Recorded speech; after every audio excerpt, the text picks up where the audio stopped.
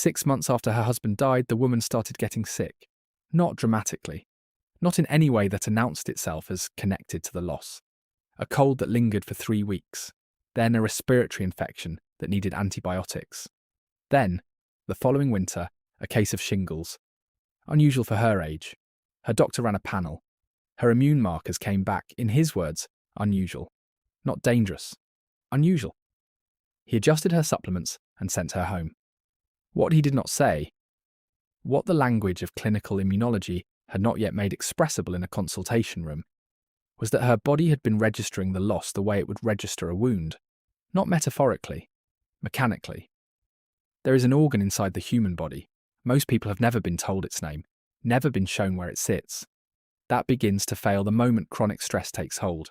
It fails without pain, without visible symptoms, without any signal that the process has even begun. By the time its failure announces itself, it has typically been underway for months. That organ is the thymus, and the mechanism connecting it to the experience of loss is not grief made physical. It is biology executing a program that was never designed for the kind of threat that grief actually represents. In 1983, Stephen Schleifer and his colleagues at the Mount Sinai School of Medicine published a study measuring lymphocyte proliferative responses, the capacity of white blood cells to multiply when stimulated, a direct proxy for immune competence, in a group of widowers beginning shortly after bereavement. The finding was unambiguous. Lymphocyte function was measurably suppressed compared to matched controls beginning within the first 6 weeks after loss. The suppression persisted across 14 months of follow-up. These were not sick men. Several reported managing reasonably well. Their blood told a different story. A decade later, Dr. Janice Kiecolt-Glaser and Ronald Glaser at Ohio State University returned to this question with a larger cohort, widowed individuals between 55 and 79, matched against non-bereaved controls. Their focus was natural killer cells, lymphocytes that identify and destroy infected and cancerous tissue without requiring prior sensitization. Natural killer cell activity in the bereaved cohort was significantly suppressed. Critically, the degree of suppression tracked with the duration of bereavement, not with depression scores, not with sleep quality, not with nutrition. The longer the person had lived with the loss, the more suppressed their natural killer cell function. Meta-analyses in the decade that followed confirmed the pattern across more than 30 studies. Bereaved individuals demonstrate measurable immune dysregulation, reduced lymphocyte proliferation, reduced natural killer cytotoxicity, elevated inflammatory markers, altered antibody response to vaccination. The question that immunologists spent 2 decades answering was not whether grief damages immune function. That was established. The question was which mechanism was responsible. The pathway converged not on the immune system itself, but on the organ that builds it. I have spent months putting together what I am calling What Feynman Knew About Grief, a companion to everything this channel explores. The link is in the pinned comment below. Stay with me. Because the part that most people find hardest to believe is still ahead. If the immune system is built by a single organ, and that organ fails silently, then what exactly is a bereaved person's body assembling in its absence? The thymus is a small, bilobed structure, located immediately behind the sternum, resting atop the pericardium, the fibrous sac enclosing the heart. In childhood, it is extraordinarily active. It is the site of a process fundamental to the survival of every human organism that has ever lived. The immune system has 2 categories of response. Innate immunity is fast and non-specific. It responds immediately to any apparent threat. Adaptive immunity is slow and precisely targeted. It identifies particular pathogens, mounts responses calibrated to their molecular signatures, and retains memory of those encounters. The cells responsible for adaptive immunity, T lymphocytes, universally called T cells, are generated in the bone marrow as undifferentiated precursors. Before they can function, before they become the precisely targeted immune machinery that distinguishes self from non-self, they must be educated. That education happens in the thymus.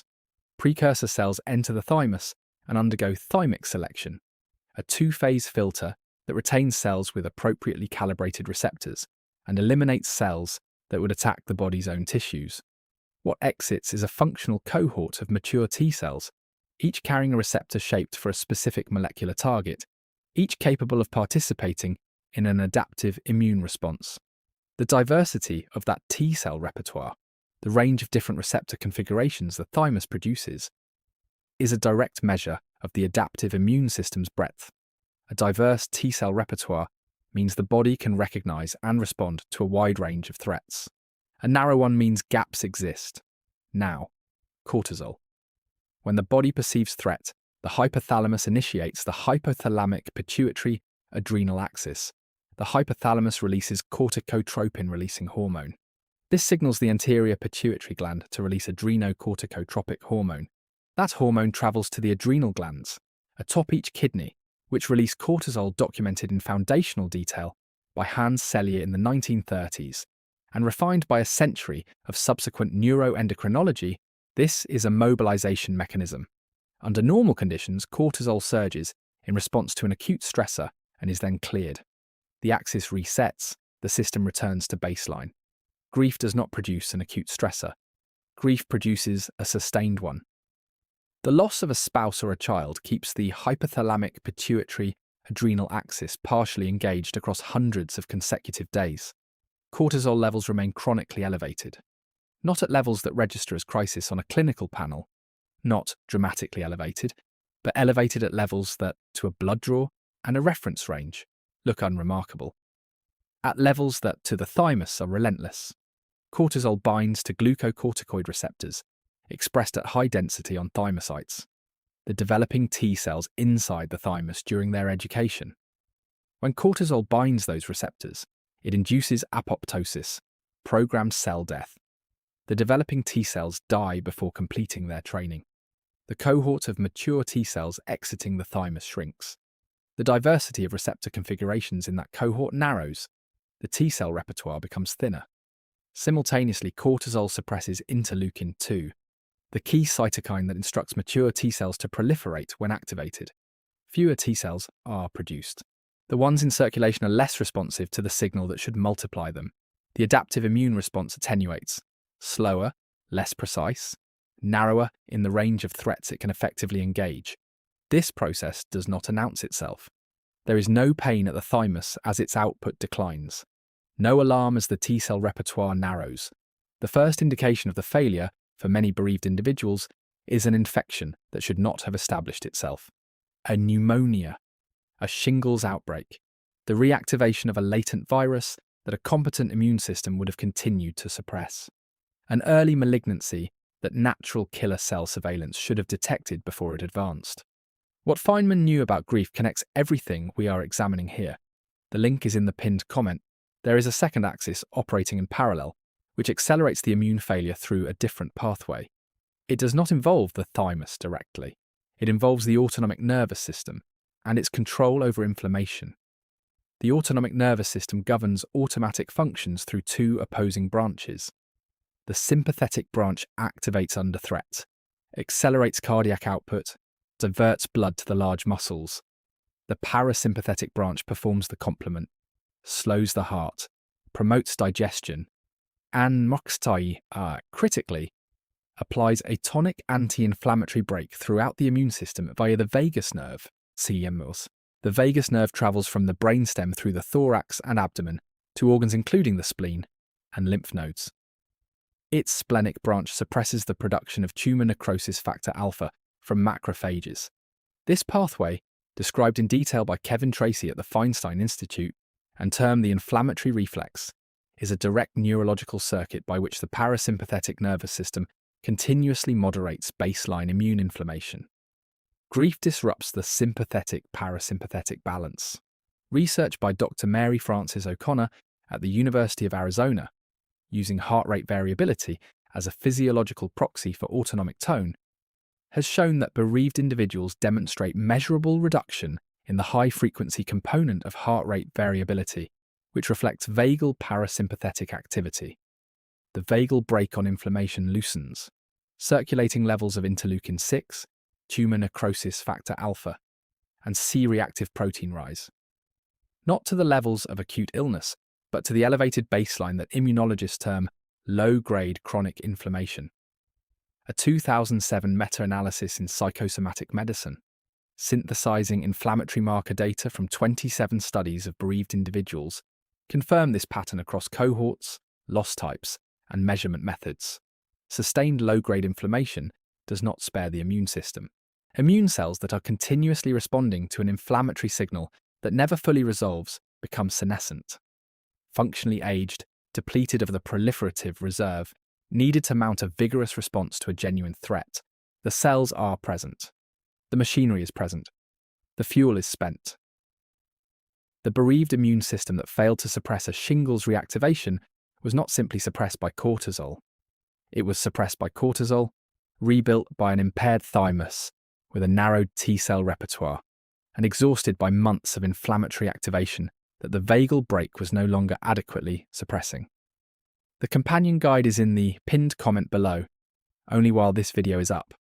The question the immunological literature has approached obliquely across decades of careful work is why none of this is felt, why the thymus fails silently, why the T-cell repertoire narrows without any sensory signal, why the first announcement of immune compromise is, so often, not a warning, but an outcome. The answer is architectural. The hypothalamic pituitary adrenal axis, the sympathetic-parasympathetic balance, the thymic sensitivity to cortisol. These systems were not designed in an environment where grief existed as a sustained biological problem. They were designed in an environment where threats were acute, physical, and resolvable by rapid action. In that environment, the immunosuppressive effect of cortisol was an efficient trade. Suppress the slow, energy-intensive, adaptive immune system for hours in order to concentrate resources toward the immediate threat. Predator does not last weeks. The suppression would lift. The T-cell cohort would recover. The thymus would continue its work. The body does not know that the threat is no longer a predator.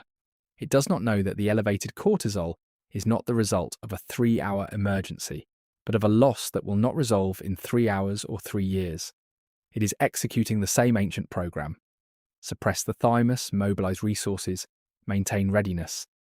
Against a problem the program was never written to address. This is not a malfunction, it is a mismatch. The immune system's failure in prolonged grief is not a system breaking down.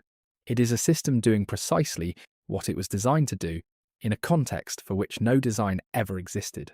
Dr. George Bonanno at Columbia University, who has followed bereaved cohorts in longitudinal studies across 2 decades, has documented that roughly 25 to 35% of bereaved individuals maintain immune parameters closer to pre-bereavement baseline. The distinguishing feature is not an absence of grief. It is the pattern of autonomic recovery between acute grief episodes. In individuals whose parasympathetic tone partially restores between intense responses, the chronic inflammatory baseline remains measurably lower. The cortisol exposure to the thymus is less sustained, the T-cell output, while reduced, does not narrow as severely. The immune system does not escape damage. It accumulates damage at a slower rate. This is not a prescription for how to grieve correctly. The autonomic recovery pattern does not reflect a choice. It reflects the neurological architecture a person arrived at before the loss, shaped by genetics, by early developmental stress exposure, by the autonomic regulation patterns formed across a lifetime. The body's resilience in grief is as constitutionally determined as the density of its bones. There is a concept in structural mechanics called failure under sustained load. Any structure held under a force it was not designed to bear indefinitely will begin to fail at its weakest points first. The failure is not visible at the beginning. The structure continues to function. But somewhere inside it, below the threshold of obvious damage, the bonds are beginning to give. The thymus is the weakest point in the immune system under grief, not because it was poorly designed, but because it is the most sensitive structure to the specific chemistry of sustained threat. It was built for a world where emergencies lasted hours. It was not built for a world where the emergency is an absence that never resolves. The immune system is not simply a defense mechanism. It is, in a precise biological sense, a record. Every T-cell carrying a specific receptor configuration represents an encounter that was survived. The diversity of the T-cell repertoire is a molecular autobiography. The accumulated record of every pathogen exposure, every vaccinated antigen, every early malignancy detected and cleared across a lifetime. When the thymus is impaired, new entries stop being added to the record. The autobiography stops updating. The body's knowledge of what to fight begins to age in place. Grief does this not by attacking the immune system directly, but by removing the conditions under which the immune system can continue to grow. Richard Feynman described the experience of sustained loss to a close colleague once as carrying something heavy that you have stopped consciously noticing, because it has been present long enough. You still feel it, he said. You have simply reorganized the rest of yourself around it. The body does not always reorganize without consequence. Sometimes reorganizing the entire structure around a sustained load means compromising the systems running alongside it. Not because those systems were unimportant, but because the load occupies the architecture that was supposed to sustain them. He did not know about thymic involution, or glucocorticoid receptors, or vagal tone. He knew, because he was a man who paid close attention to how systems behave under conditions they were not designed for. That when part of the machine takes a sustained silent hit, the effects appear in unexpected places, much later, in components that seemed entirely unrelated to the original event. That is not philosophy. That is what the anatomy says. The organ failing behind the sternum is not failing because something has gone wrong with the person who lost someone. It is failing because the architecture of the human body was built around the assumption that every bond would eventually break under something manageable, that the organism could reset between losses, that the stress response would be brief. The architecture did not account for 40 years together, did not account for the person whose absence is not a loss, but a restructuring of everything the body had learned to predict. The thymus does not know that the signal it is reading as emergency is not going to stop. The cortisol will not clear the way cortisol clears after a sprint. The hypothalamic pituitary adrenal axis will not reset the way it resets after a close call. The thing the body reads as threat is the permanent absence of the person it organized its entire immune and neurological architecture around. From the body's perspective, it is the same emergency it has always been. The response was never designed to last as long as love does. Before this video ends, thank you. YouTube removed our monetization and kept running ads on our content anyway, collecting revenue while we received nothing, so we created What Feynman knew about grief to keep this information alive without depending on a system working against us. The link is in the description and pinned comment. Only while this video runs. If this mattered to you, the link is in the description and pinned comment. Only available while this video is running. The thymus keeps working, even under sustained load for as long as it can, so do we.